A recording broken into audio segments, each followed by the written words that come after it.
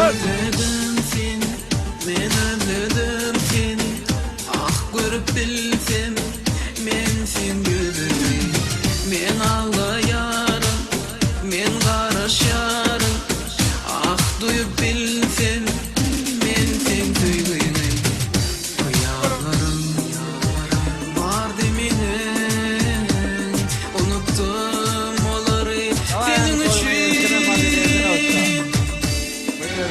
Düştüm ben yollara, yollara gittim uzaklara, ufuklara yönlendim onlara, onlara gidilir bir başına, ol bir başına. Düştüm ben yollara, yollara gittim uzaklara, uzaklara yönlendim onlara, onlara gidilir bir başına, ol bir başına.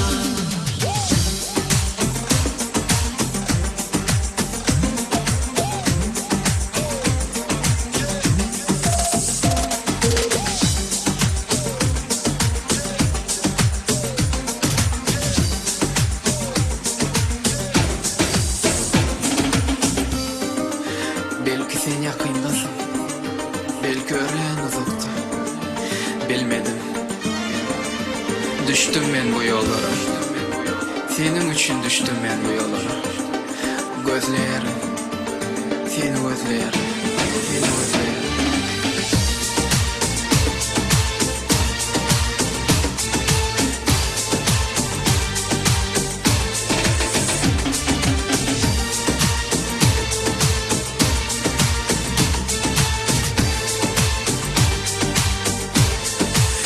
Men özledim seni, men özledim seni. Ah görüp bil